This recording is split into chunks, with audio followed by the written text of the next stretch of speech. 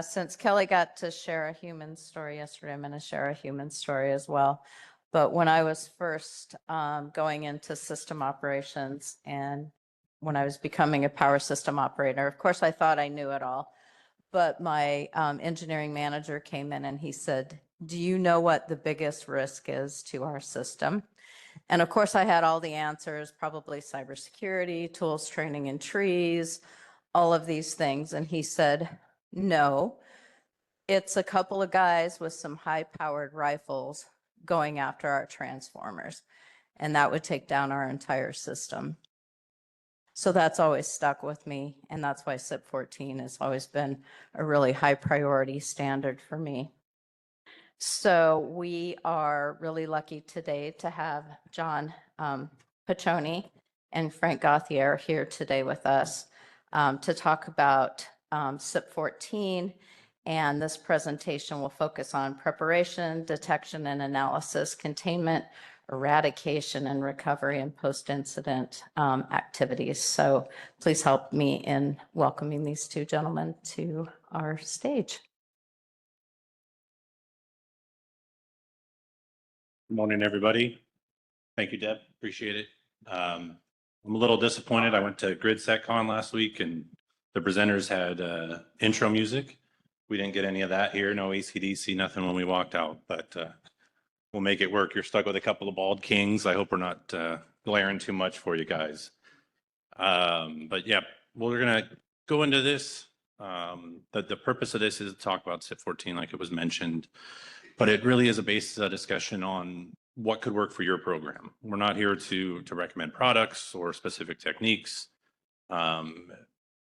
Really anything along those lines. This is just kind of the talk ideas, talk shop, what works for you guys, what doesn't work, and then to come together as security professionals and try to find a way to get better every day. And then we will have an example of a SIP 14 plan in action with Frank here. He's very proud to discuss what they do and show off their program. So just a quick intro on myself. I've been in the security industry for over 15 years now. On the utility side, I was at NV Energy. Is anybody from NV Energy here? Okay, good. No, I'm just kidding. Just playing. I love those guys. Most recently, I was at the Sphere, Las Vegas, helped build that. For anybody who's seen TikTok, Instagram, I'm sure you've seen the building. I spoke a couple months ago at the Power Systems Conference, and I'll say again, I cannot get you tickets to Backstreet Boys, so stop emailing me. I can't not do that. Throughout my career, I've taught workplace violence training, active shooter response from a security perspective, and then designed and implemented security plans, done a couple TVAs, mitigation plans along with those for high-value assets throughout Nevada. Hi, my name is Frank Gauthier. I've been with PG&E for about 8 years now. Prior to that, I did some time in the Air Force on nuclear B-52, so I worked around nuclear security quite a bit, even though that was not my responsibility at the time. I worked for the Sheriff's Department for 16 years as a SWAT team leader, so I kicked a lot of doors and defeated a lot of people's security. And then for high threat protection in hostile environments in Iraq and Afghanistan, protecting U.S. diplomats and properties from those same kind of door kickers. So I think it's been a useful experience for me to work now at PG&E with critical infrastructure protection in the fact that I have both that kind of direct action against security and trying to provide it now. And we've tried to bring that into our program quite a bit. So thank you for having me. So we're gonna go over a couple of things to consider. One thing I always like to do, and I think it's common around physical security professionals, is to really break down on a site-specific level your threat and vulnerability assessments. One thing that I've seen throughout my career is a lot of kind of cookie-cutter approaches. I'm sure other people have seen it as well. Not every site is the same, right? There's different points of entry. There's different avenues of approach. There's different threat angles, right? Anytime we're looking at somebody with a rifle finding a way to shoot at something that we're designed to protect, that can change depending on where you are greatly, If you're in a rural area, there's a lot of hills. The big thing about those site-specific and vulnerability assessments is to understand the location of the site. So like I had mentioned, if you're in a rural area, it's going to take a lot of time for law enforcement to get out there. When I was with NV Energy in Las Vegas, there's a lot of stuff that's about 45-minute drive from the strip. That's a long time if somebody's out there looking to do bad things to what we're trying to protect. So you really need to understand the adversary sequencing, and we'll talk about that here in a second, but understand that it's going to be a lot of your security operators that are going to be managing a situation before you get boots on the ground to protect that asset. So just something to keep in mind. I think for me, one of the things I realized when I first started with this, and one is coming from the background I did, I still didn't have everything I needed to know educationally or experience-wise to be good at this role. So getting outside my comfort zone and learning about this, and one of the first things I noticed was there was a kind of a blending of threat and vulnerability, and I think they need to be completely separated initially, and that your threat assessment needs to come from a very broad approach. What's happening to any type of facilities or structures around the world, around the country, and then keep reducing it down until now we're talking about your specific entity and your specific state, and then finally that specific site.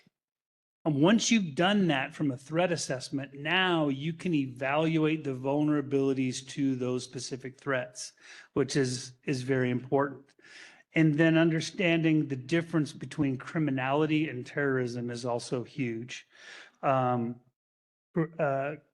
statistics aren't necessarily that relevant to anti-terrorism and force protection, facility protection. In a lot of cases. So they're very different bad guys, very different players.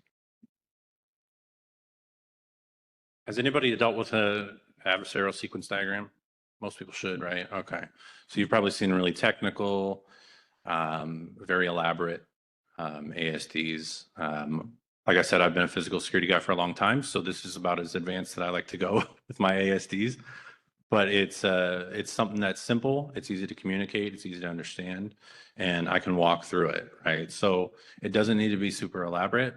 All you're looking to do is identify how long it's going to take an adversary to defeat each layer that you have, right? We have that onion layer approach.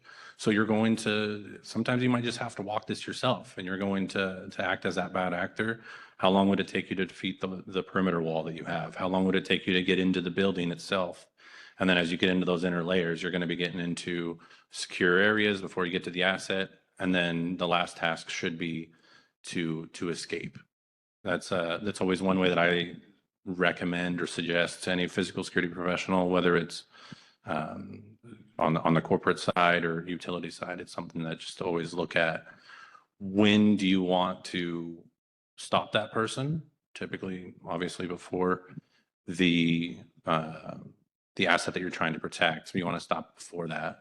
But at the very least, you can at least take the effort to look how long it would take for them to evade, to evade arrest or to get out of the area. So that's why I always like to include that last task, so you can get the full time. If you take an honest look at that and an honest approach, it'll show you how unrealistic your security plan may be very quickly.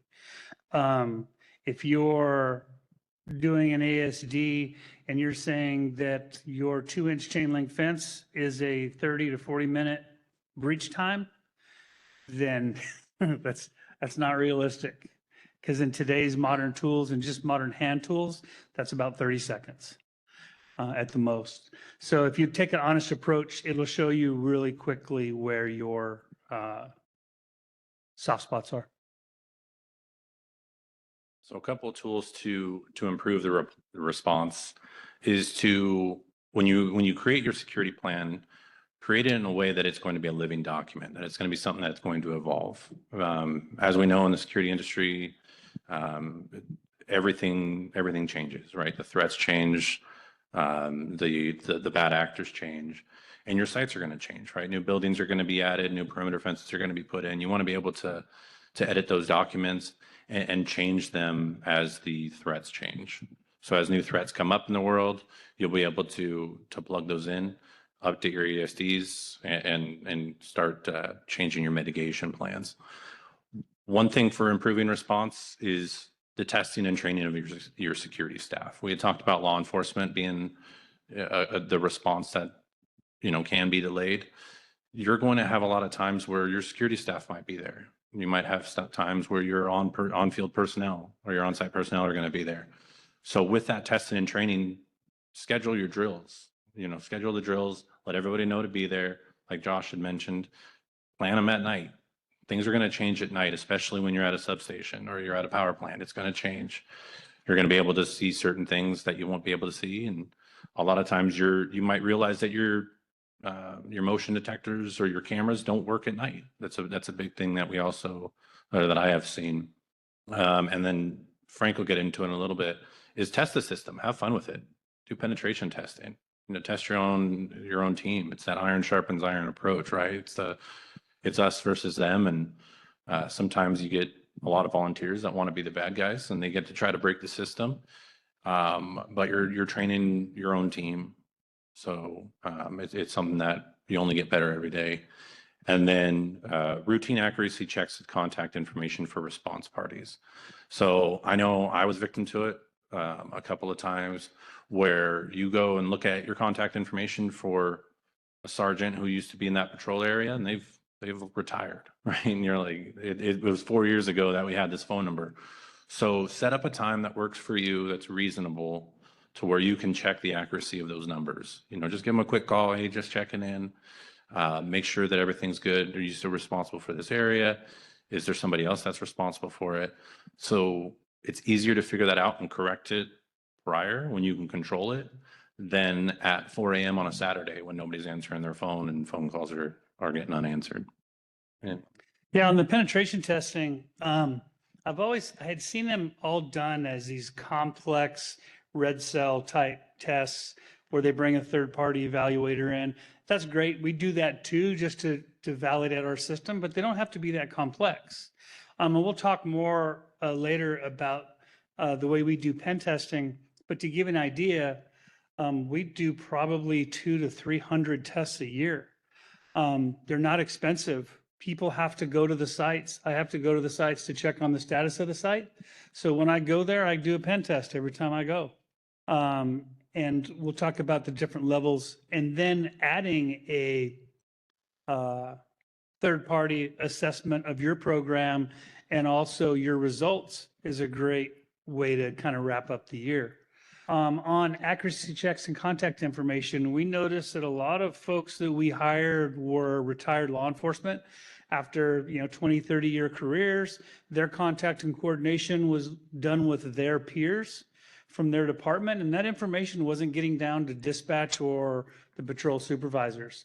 So I kind of shifted that contact when I came in to, I focus on patrol sergeants, patrol dispatch supervisors, watch commanders, because they're out working. And not only just from a compliance perspective that there's accuracy there, but I know that if these people recognize the criticality of the location and the name of the location, the right things are probably going to happen. But these higher level executive contacts, they're not going to be working at 3 o'clock in the morning when this goes down. So very important to have a lot of your, it's okay to have some of your contacts being the lower level folks. And a couple more tools to improve response. And I'm working through a cold I caught, I think, through one of the airports more recently. So and I apologize for any sniffling that you guys might hear. I'm not gonna call it my Jordan flu game, but you guys can call it that if you want. But for security awareness and training of employees, this is something that I think is just great approach for really anything. Security is everyone's job, right? I'm sure everybody's heard it, everybody's said it, but it's really discussing the importance of what we do to the employees that we're responsible for, right? It's the criticality awareness, the threat awareness, and compliance awareness. A lot of that is just for them of, yeah, it's the see something, say something approach, but it's also understanding what their role is in the event of an incident. There was a time when I was working in the utility industry, and we had somebody crashed through one of our gates and was driving around all crazy. And we had a couple of operators just leave the control house to go and see what was going on. They were not aware that there was a shelter in place that we had, that they're not to leave their building. They're supposed to lock it down, putting themselves at risk, but also ultimately the company as well, right? If it, God forbid, something were to happen, and then we have a hostage situation or Lord knows what. So talking with them about the importance of these things can go a long way, but it also gets a lot of their buy-in. We know the importance of our job. It's really important that the employees of our companies do as well. Anything on that? Yeah, I think just on that one, I would further the criticality awareness. We have a law enforcement class and a class we teach to our security officers and employees on the criticality of these SIP 14 substations and what the consequences of loss are. We also talked very specifically about the threat, and we showed them all the different communications that are happening across the open source from our external threat team, terrorism conversations and that kind of stuff. And so it brings them to the table of, okay, this is real. This isn't just PG&E asking us to take care of their business for them. These are real threats. And we also, from the compliance side, they don't really care about our compliance. That's not important to them. But we do show them how much we do to prevent calls to them, how much detection and assessment we do and response that we do without ever having called law enforcement. And that shows them that there's more of a partnership here. A couple of other things to improve response and to make the response for when law enforcement arrives a little bit easier is work on the notification of employees arriving to the site. How is that going to be managed? Is it going to be a mass communication to affected employees? What's going to happen to employees who are still on the site? What if you have family members calling, right? What if it's made the news? Those are all things that kind of need to be considered, that I recommend being considered, just because that's sort of the post-incident, which we'll get into in a little bit. But what happens when, you do have somebody shooting at a site and you have employee and shift change comes up, or you have people that want to leave, or you have families trying to come to the site to find out what's going on? Those are all things that just need to be considered as you look at your sites. So we're going to go over deter, detect, delay, assess, communicate, respond. I made that through, and why it's important. So for the first, deter, this can be really anything. And I should preface it by saying, I know I mentioned it earlier. The things that I'm going to mention up here and that Frank's going to mention are no way endorsed by myself as an auditor. I do not receive any financial benefit from any of the companies that I might mention. These are all just things that I've seen as a security professional that have worked, but take it back home and think what works for you. So with deter, right, this can be any type of signage, large walls, seeing cameras, roving patrols. There's a lot of things that you can look at when it comes to deterring things from actually happening. And a lot of times it can prevent it from even occurring. You want to talk about target shift? Sure. So I know from an audit perspective, we can't claim, well, we put up some signs, so we created target shifts, so we're not doing anything else. That's not what we're talking about here. But the reality is my focus is creating target shift. If I can get them to hit one of your sites, then they're not after mine. And so that's just the reality of it. And that is a great outcome. And in my previous roles, it was very evident when we had created target shifts, when attacks were happening all around the consulate, but weren't happening to us. They were hitting softer targets. They were hitting targets that they thought they could be more successful with. And so, especially when the DBT is that the adversary intends to escape, he wants a successful attack, he wants to escape without being identified.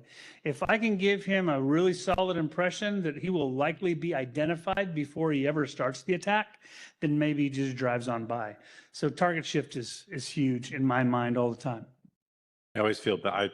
That makes me feel bad for Frank's neighbor because I feel like you buy a big screen TV and you put it in front of his house. Put the box in front of his house. The next D would be detect, and this can be, again, done in a lot of different ways. But you can look at, dialing in your motion detectors. Are you looking at our gunshot detection if you're in a rural area, or, a residential area, business area? Fence cut or climb detection. These are things that I'm sure everybody here has seen throughout the industry. And then detection outside of the perimeter. Is this something that you can detect somebody approaching the site and be able to ready your response before they even get there? Is it something that you can turn your cameras to, be aware that they're there, and get ready to see what they're going to do?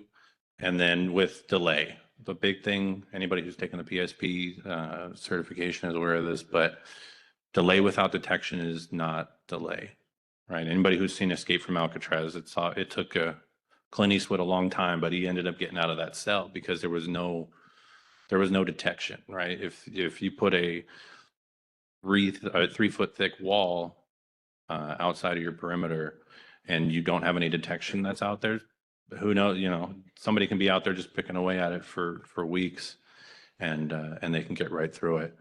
And then utilize CPTEDs, right? Crime prevention through environmental design. How can you use what's around you to delay a response? Is there, can you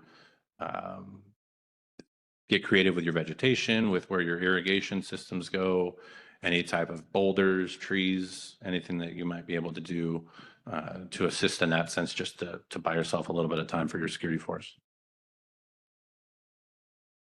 And then we get to assess, right? This is can be a combination of fixed and PTZ cameras. This is something that you're going to want to work with your SOC or your security operations center to make sure works. Are you getting alarms? Do you have enough adequate camera coverage, daytime, nighttime?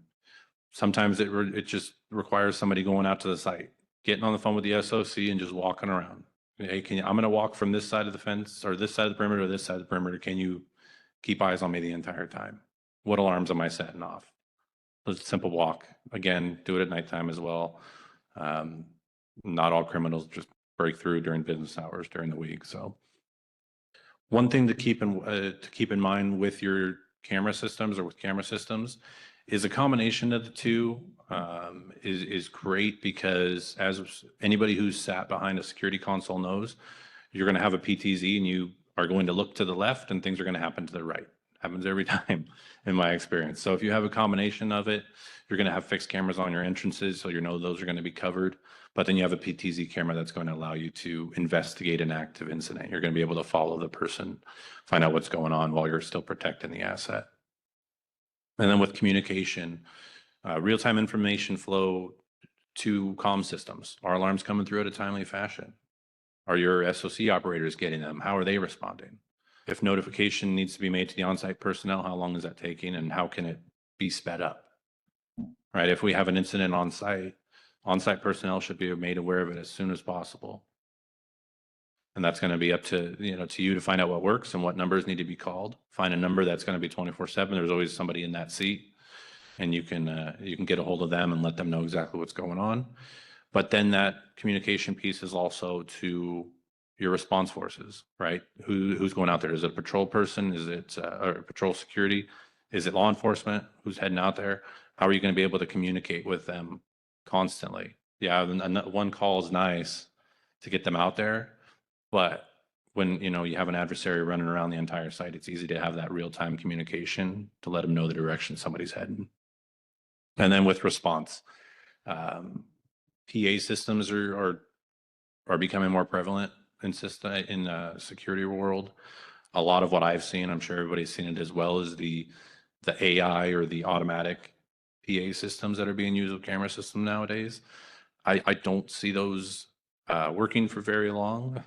As soon as these bad guys figure out that it's just a computer, it's not gonna stop them, right?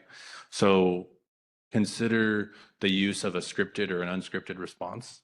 Are you going to allow your SOC operators to actually jump on a microphone, give a pre-canned speech of, hey, this is such and such security, you need to leave the property, law enforcement's going to be called. If that guy comes back and here's the exact same message, they might not care. But if you get on the phone, or if they get on the PA system and they say, hey, you in the red shirt and the green hat, it's time for you to leave. Law enforcement's being called. This is security. If they can get that unscripted approach and they're identifying the person that they're seeing, it's going to raise an attention of those folks. And then, like I already mentioned, the external resources. We lost our monitor. All right. We have no monitor up here. So you want to go with? Do you want to speak a little bit? I just wanted to share one of the roadblocks that we're trying to deal with right now when it comes to a response to violent activity at the substation, and that is, it came back on. We noticed that our policy prohibits law enforcement from entering the substation without a qualified electrician. And that is, for safety wise, obviously a really good policy long term for most of all of our substations. But in the event of an attack at a SIP 14 substation where we have, I don't like to say active shooter because that's generally against other human beings, not equipment and materials, but a shooter inside the substation, then law enforcement is going to be outside the gate just waiting while stuff's getting shot up for potentially and not be able to respond. Also, law enforcement has been trained that they're not going in without a qualified electrician, and the qualified electrician's definitely not going in once he does eventually get there with an active shooter inside. So we realize that we have a policy and procedure roadblock to actually responding into the substation that we're trying to find our way through right now. And what is a reasonable approach? Can we do law enforcement training? Can we have a tailboard that security can provide? We have security officers 24/7 on our SIP 14 sites that the security could provide to the law enforcement to give them the ability, but we're trying to struggle through that right now. But I think number one was realizing that we have kind of a negative feedback loop when it comes to response in this for this particular circumstance. Yeah, that's perfect. Lead into this next portion here is that partnership with law enforcement. Networking and information sharing is always great. The quick little phone calls and everything, to make sure that you have updated contact information. But one thing that I've seen work incredibly well is to bring them in, right? Bring them into the site, let them talk, let them see just how important something is. I know I utilized it when I was with NV Energy in Las Vegas, and you bring a bunch of sergeants and lieutenants into the control room, and you say, yeah, here, see this site here? If we lose that, we don't have power to the Wind, the Encore, the Venetian. And you see their faces light up, and they realize this is incredibly serious, and the impact of loss is something that needs to be considered. And once you get that buy-in, then they're going to see the importance of it, and they're going to dedicate resources to that as well. So, in this particular case of my example, we started having routine patrols from Las Vegas Metro out at our substation during the major holidays, which was great. It was free for us, so the bosses were happy. But we had that, it shortened our response time just to minutes because they were out there all the time. After one of those collaborations that we had with local law enforcement, I went out at about 2:00 in the morning to do a penetration test, blacked out, creeping through the orchard, popped out onto the road and into the driveway at one of our secondary gates. And there was 2 deputies parked there doing a shift change brief, and totally killed my test. So that was a wonderful pass. having done that collaboration earlier in the month. And then a couple of other groups to consider, just to reach out to help with that external response is depending on where the location is. Can you work with BLM? Can you work with Fish and Wildlife? Make phone calls, see if it's something that they're interested in. Depending on where it is, they might be very interested in it. Local hunting, target shooting groups, if it's in a rural area. Again, going back to my example, we had a shooting range probably less than 100 yards from one of our SIP 14 sites, which was super fun to deal with our vulnerability assessments.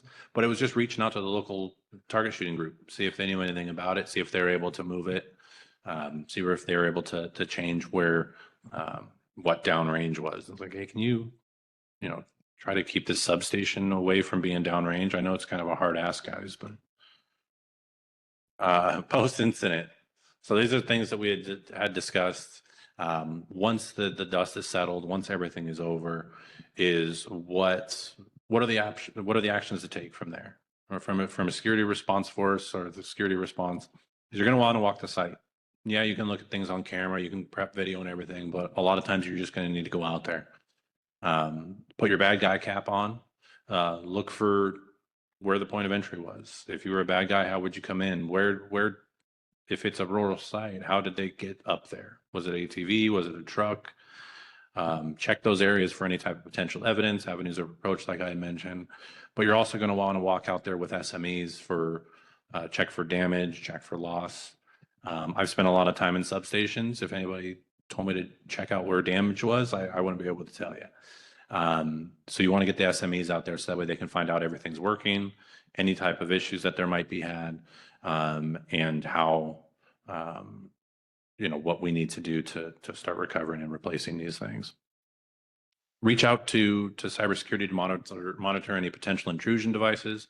So those are things that, again, it depends on where they came in and how far they got. If they got into a control room and they were walking down an area with some cyber assets, check them.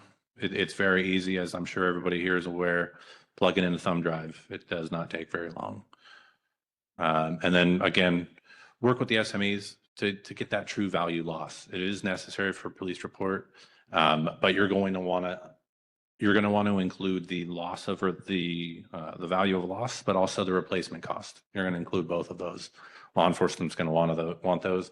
And then again, like everything else, prepare your documentation and get those video footage clips ready, because they will probably reach out and ask for them shortly. We have anybody from EISAC? We've had an amazing relationship with the EISAC. The more we work with them, the better the information gets. If you don't have that, my opinion is it's been very beneficial. And I think what benefits all of us in the industry is the better information we give them on the day of the week, the time of the attack, any modus operandi type stuff, anything about vehicle descriptions or suspect descriptions, all that stuff helps us all assess. And a very simple way I use that is that from that date and time information, I know that most of the ballistic attacks occur on weekends and holidays, and normally in the hours of darkness. So if I have a boomerang or a gunshot detection failure in my system on a Wednesday afternoon, and I've got people that can be out there to fix it that day, then I probably don't need to do any supplemental security in the meantime. But if that's on a Friday night and it's going to be down all weekend before I can get somebody out there, then I probably need to put a secondary source of detection out there, like a temporary guard. And so that's how we can all use that information. Just a quick example, the more accurate our reporting is to EISAC, I think it's beneficial to all of us. Yeah, and then when specifically, it's nice that you went into EISAC, Yeah. so we're ready here. But Before today. yeah, so some external notifications that you want to look at is EOP4, like Josh had mentioned yesterday, is check for attachment 1 for the reportable events. You're going to want to look at the events with actionable items, reportable events. Use that reporting form on attachment 2. It'll help you identify what you should label things as. It's very nice. DOE OE 417. So that's an option that you can do. EISAC reporting, that is something that is going to definitely want to be included. Everybody should know how to do that. And then again, partner with law enforcement. Partner with law enforcement to let them know exactly what had happened. They should already be aware anyway, but they're going to want to be involved in the post-incident to determine any type of intent. And then, like Josh had mentioned again yesterday, be sure to include any actionable items in the report. Something that EISAC and those who are reading the report is going to look at and say, okay, this is something that we need to put in this bucket. This is something that we need to be aware of and pass around the group. Okay, and then last slide for me, and then Frank is going to show off. But again, like I had mentioned, find out what works for your program. There's a lot of different options out there. A lot of that's going to be dictated financially, as I'm sure everybody's probably thinking. So just be ready for that. But keep in mind the impact to the daily operations. Anytime that you're putting a security system together, anytime you're putting a security program together, yes, we want to be able to lock down a facility. Yes, we want to be able to put man traps to get into certain areas, but people still have to work there, right? So we want to make sure that we're not slowing somebody down and it's not taking them an hour to get into work every day. So just be aware of that. I will leave questions for the end. I know we just turned on the microphone. Sorry about that, but we'll leave questions for the end. Frank's going to go over their program here in a second.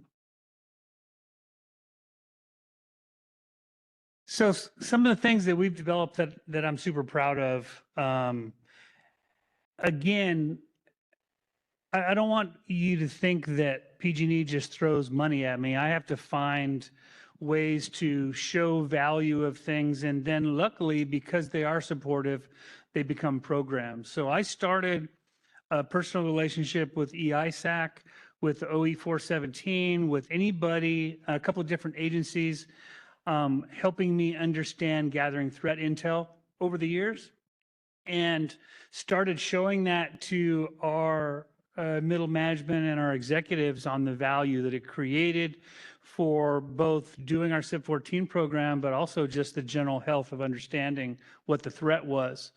That grew into the external threat team that now provides that information to me, which freed me up to get back to more field operations where I believe I should be. And then that even grew into our executive protection threat team more recently. Cyber threat and insider threat team were there prior to me already, but the external threat team was something that we developed specifically around supporting CIP 14. We can break into questions on any of this stuff at any time if you guys like. So throw a hand up. Which button were you pushing to move it? The law enforcement contact and coordination program. I think Brady was in the background here somewhere, dinged me on that on one of our audits. And he was right. I didn't realize that what I was doing is I had a lot of law enforcement contact information, and I was doing a lot of coordination, but I wasn't documenting it. So remember to document that coordination that you're doing. I've created a log now, and I also save all the emails back and forth, which I was happy to hear one of the other auditors say that those are the two great things. I'm not keeping minutes. I don't have time for that. But I do keep all the emails back and forth, setting up meetings and site visits. And I also keep a log that I put some very key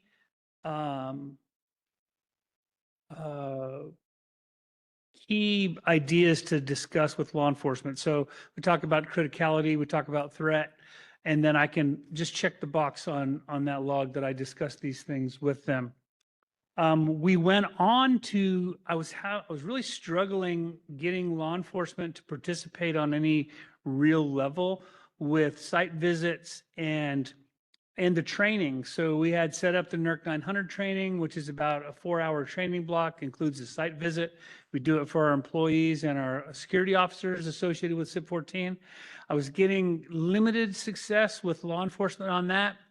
And so I I worked for a couple of years to get that class post certified, and it completely changed the game. Now they're getting something out of it instead of me just being another draw on their time. And so now anybody that participates in that, we had 2 departments, smaller departments of 100 sworn, put their whole department through it. So after their supervisors went to it. So I was pretty proud of that they were that interested. It teaches them criticality awareness to understand the criticality of the site and what the consequences of loss are with respect to the West Coast grid. They have no idea. Anybody that tells you that law enforcement understands the criticality of your site, if you haven't told them, they do not. I was a sheriff's deputy and a sergeant for 16 years, and I had no idea what a substation was or how well it could affect my community. So the criticality awareness, the threat awareness, there is a real threat against SIP 14 out there. Our threat people are pulling stuff offline, off open source information all the time. FBI made probably, I think, 14 arrests in the last couple of years on people who were well into the process of conducting complex attacks on critical infrastructure of substations specifically. So they're not aware of that. It's not something that they're tracking on a regular basis. We do a site visit and a tour. I give them a tabletop map so that during our class, we can do a little tabletop exercise. And then I also provide them KMZs of the perimeters, where the gates are, get their SWAT teams to come out, understand how to breach the gates, how to get in, understand that our primary threat is external ballistic and that they don't need to get inside. The bad guy's probably not in there. So just that kind of thing, trying to come up with ways to provide reciprocity to get them familiar and actively engaged in the site. Internal training program, we have all of our WBTs for our employees that are associated with NERC sites in any way. All of our security officers have to do all those WBTs to have unescorted access, as well as employees that work inside. And then we have NERC 900, which is a class that we wrote specifically for SIP 14 to educate people associated with SIP 14 sites. It's about 2 hours of classroom, and then with the employees and the guards, we take them out and walk around and do some response type activities. Were you to hear a shots fired in this particular area? How would you react to that? How would you call law enforcement? What would you say to law enforcement? What kind of words would you use to make sure they understand this is not, I heard some dove hunters in the area. These are shots impacting critical equipment within a substation that's critical to national security. And so they all go through that. It's completely changed the performance level of our guards. They buy into it now. They don't feel like they're just assigned to parking lot duty at a box store. It changed our turnover rates. It lowered our turnover rates. They feel involved. We give them a little certificate. And we're working on having better communication and them being part of the team, not just a drop off at the site. Penetration testing program. This is a perfect example. I went out to one of the sites and there had been a couple of big storms and I saw some erosion under the gate or under the fence. So I went to try to crawl under it, and I'm about 250 and it wasn't a problem. I didn't even get that dirty, but I found out that my alarm detected it. The SEC assessed it properly. They called security officer. They were just getting ready to call law enforcement when admin stopped the drill. So everything worked. My point on this was you don't have to have these elaborate red team assessments that require a lot of planning. We have a level 1, level 2, and level 3 pen test. Level 1 is we go out to the site, and whatever security is there is working, is in place. The employees aren't circumventing it some way. They're not failing to lock the gates and the gates standing open. It's just, it is what it is at whatever level. And that's a level 1 pass. Level 2, we test one of the detection systems. So either a perimeter approach or a door hold or a door force. We trip an alarm because that triggers about a dozen different processes that all have to work to get a security officer on the site. So the detection mechanism, the detection has to work. It's got to communicate to the control room. That has to communicate to or to security control. The operator there has to see the alarm, assess it appropriately, and generate an appropriate response. In most cases, that's contact the security officer and direct them to the alarm point. The security officer then has to arrive at the alarm point. That's a lot of stuff going on. That's a reasonable penetration test to test your entire system and that everybody is doing what you expect they will do in this event. And then a level 3 test is more of the complex red cell test. And I will, without using my personal knowledge of weaknesses in the system, just develop an attack plan. And the goal is to get to a critical asset and be able to loiter in that area long enough to potentially destroy it or damage it, and then leave the area without being intervened upon or not responded to, but intervened. And these will show you, you could have a 100% compliant level 3 test, which I had done before, in which the substation was taken offline, but everything worked the way it was supposed to work. And that shows you when you have a gap in your system and expectations. So that was a big, that was a big one. Communication results. We have a simple spreadsheet that we provide to the lines of business so they can understand how they're doing in all these tests. That's become one of the KPIs that go all the way to the CEO, is our penetration test results. And our training is also a KPI for them. These things drive policy change, procedural change, and the penetration tests drive training and policy improvements and procedure improvements. The SEC, our Security Control Center, is absolutely amazing because I caused them a lot of problems. A lot of initial problems came back to operator error or policies and procedures. We had a failed test one night because the operator, it was their turn to clean the break room or straighten up the break room and they weren't at the desk. And this had just been a procedure for years. And so just that random test, they discovered that this was a failed procedure that cannot be used in coordination with SIP 14, and they changed it. And they've done that and been amazing all the time. What do we got?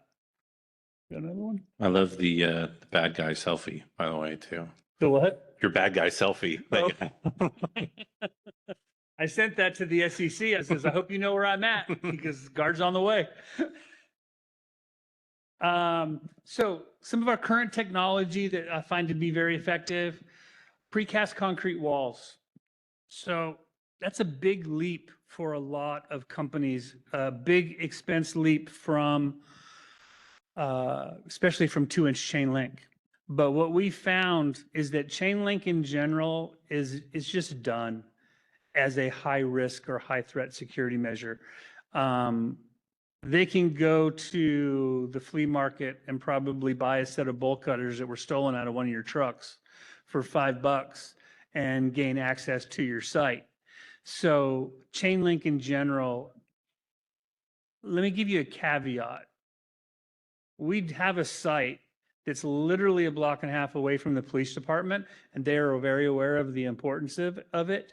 And if chain link were to be used at that site, you could probably justify that because you've got a 2.5-minute response time from a law enforcement. But when you got a chain link site at a place that's 20 miles out in a rural area somewhere, that's definitely a problem. But what we found in the concrete barriers, we get a lot of anti-climb, we get good anti-cut.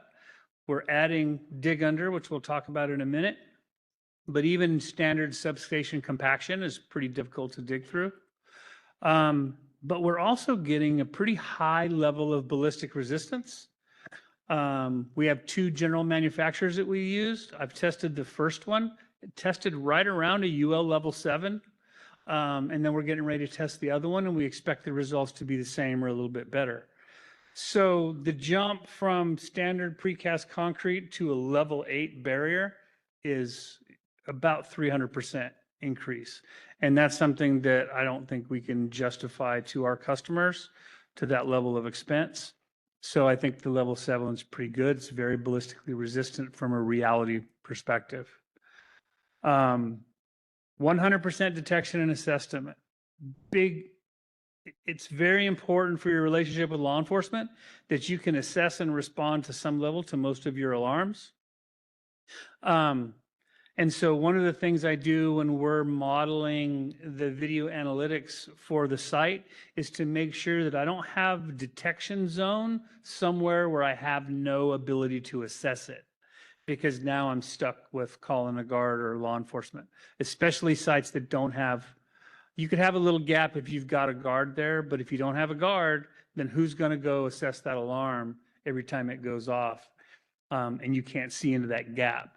So that's where we really will focus our PTZs in areas where we can assess the alarm.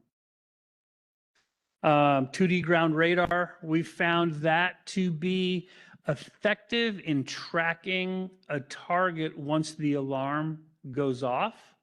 However, as an alarm system itself, it's been problematic. We get a lot of radar flash from the different equipment. So we get a lot of shadow or reflection.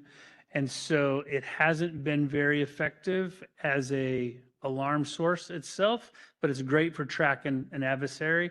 In fact, in one of our drills, it tracked the adversary, and the SEC was able to give law enforcement a 2 building. He's either in the left one or the right one because he went around the back of it. We couldn't see him, which one he went in.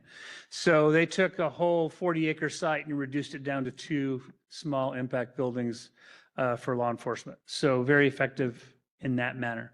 We talked about PTZ assessment, gunshot detection. We are kind of, I don't want to say stuck with, it works very well, but with the boomerang gunshot detection system from Raytheon, that's what we went to. And all of the emerging other platforms out there do not seem to be compatible with our servers. So it's a more expensive system, but it does work very well. If you're not familiar with it, it'll give you an origin and an impact point to help triangulate the location of the shooter. And we have very, very low false alarm rate. Well, we have almost 0 false alarms with it. One of the big things we're trying to do, let me go down the list there. Anti-dig, we're adding anti-dig around all the perimeters or SIP 14s. We're adding crash rated gates as I think, was it Moore County? I believe that attack, they pushed the gate open and went inside to shoot up the transformer. We're adding Sallyport access control. That was very difficult for me to get the executives to understand the importance of that. When I first got here, the general opinion was that I told them one of their biggest risks was tailgating into the substations, tailgating into these critical buildings once they're inside. There was a lot of it going on. I could demonstrate that through our security systems, and I truly believe from my overseas experience that the adversary doing his pre-attack assessment is going to see that opportunity, and they're not even going to try to defeat the perimeter. They're going to tailgate in because they're going to watch that that's the way to get in. And they said, yeah, we know that's a challenge, but that's a challenge for all big companies, and there's not really anything you can do about it. And luckily, I had the experience to say, you will not tailgate into the U.S. Embassy in Baghdad. It's not going to happen in any way, shape, or form.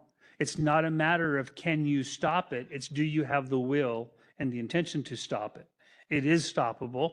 It is just a next level of security.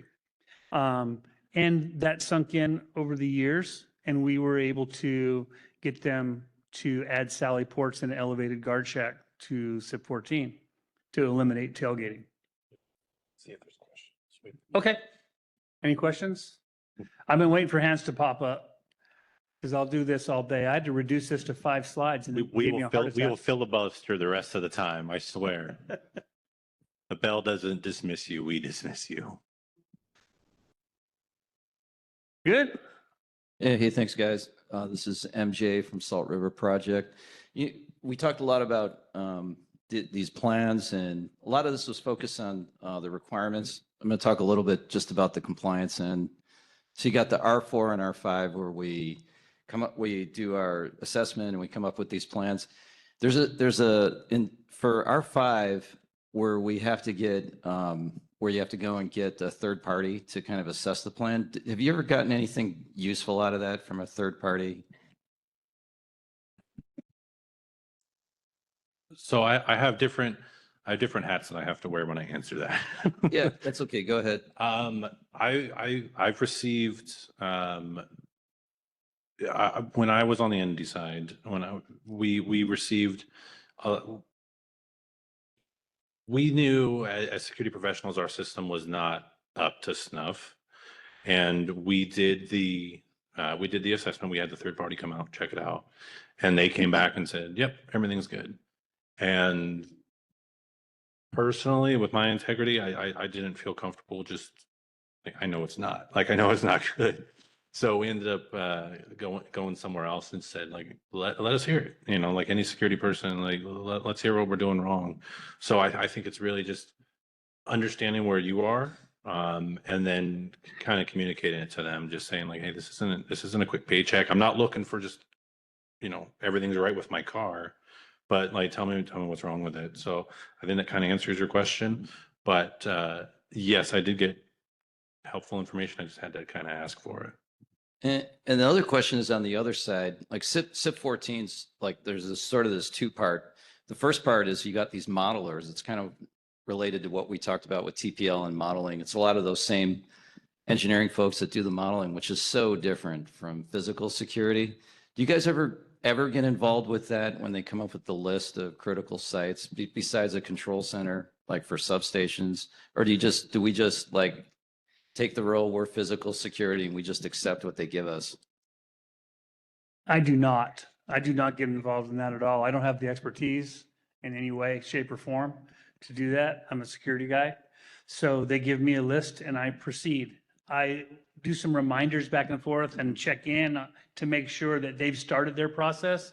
But our R1 and R2 process is pretty mature. So they don't need me doing that, but it just makes me feel better. I want to know when the dates of my R4 and R5s are going to start. Yeah, I think it goes back to what we've been talking about this entire, the last 2 days. It's collaboration. Physical security guys, like, just let us know what needs to be protected and we'll take care of it. That's kind of comes along that way. We did get involved with them a little bit on helping them understand, not helping them understand because they know it, but the initial assessments where everything's critical. It wouldn't be as far as the equipment inside the substation. And we were like, we don't have a magic shield we can put over this whole place. I know bus section, there's a whole pile of parts over there. There's supply chain for days. We don't need to call that critical. What's critical? And we had to help them, get to a point of reducing that down to what they truly could say were the critical assets. But other than that, we haven't been involved in the R1 and R2. Yeah, that kind of gets back to what you were saying about that cookie cutter approach. But yeah, thanks, guys. Yep, absolutely. So it is, we are at time. I know that we didn't really save a lot of time. I have 20 more slides. We can get rumbling. But yeah, so if you guys have any other questions, we'll be up here. You can always email jrow at just reach out to me. SIP is always a good email to reach out to as well for any questions. But yeah, I'll be here for a little bit. But thanks, everybody. Thanks, everybody.